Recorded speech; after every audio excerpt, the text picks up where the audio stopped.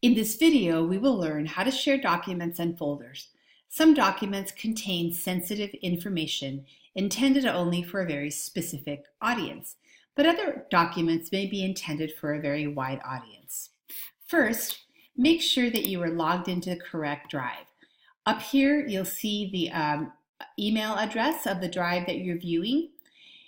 For documents and folders that are to be shared with staff only, use your new Classical Academy drive. For documents that are to be shared with your students, continue to use your TCA Docs drive. Students do not have access to documents created in the Classical Academy drive. Click on the address in the upper right and switch accounts if necessary. To begin the sharing process, hover on the blue Share button. You'll see that the document is private only to me. Notice the lock icon. If I click on the Share button, I can add a person's name here. I'll type and then choose that person's email address, and then decide if that person has the right to edit or only comment or view. Adding a name here will require that person to log into the correct Google account in order to access the document. Most of our documents contain information that isn't particularly sensitive. In that case, you want the document to have the least restrictive share settings so it's easy for people to view the document without having to log into any account. Let's click on the Advanced option here to view other sharing options. First of all, notice at the bottom of this window, here are some owner settings that you might want to select. When you share with another person, like I have here, you may want to restrict what that person is able to do with the document. Now let's look at the link sharing options by clicking on this change link here. These are listed from least to most restrictive. When I share the document link, this determines who can access the document and how they can interact with it. If I choose the first option, anyone on the internet can find and access the document, no sign-in required. This means that the document could potentially turn up in an internet search. Here, the access is restricted to viewing, but it can be changed to commenting and editing if desired. The next option, anyone with a link can access the document. It isn't public on the web, but anyone who has the link can open it. This means I can post the link somewhere, for example, in Schoology or in an email, and anyone who sees the link could then have access to view it, or if I choose, they can have access to edit or comment based on what I select here. The next choice is anyone at the Classical Academies can, and this allows anyone to search. Anyone in the Classical Academies can search for the document. This one, anyone within the Classical Academies can, who has the link, can access the document. Both of those require people to sign in with the correct Google account.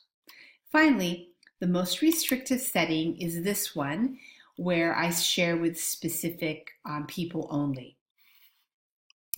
If you have documents with sensitive information like student names and data, this is the setting that you should use.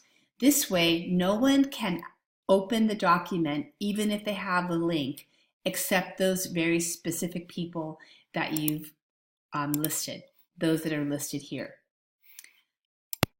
The same share settings can be applied to a folder.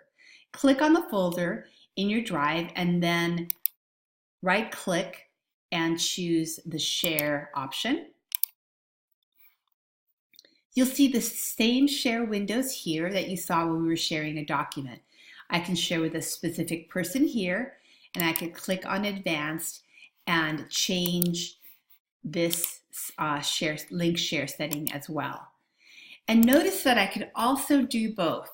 So in this case, this person has access to edit the document, but in addition, anyone who has the link can view the document as well. So both different types of settings can be applied to different groups of people. All items created within this folder will have the same share settings as the folder itself.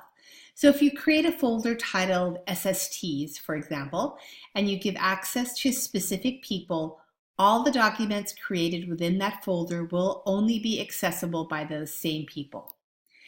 In the people area here, you can also enter the name of a group, like Coastal Academy All Teachers.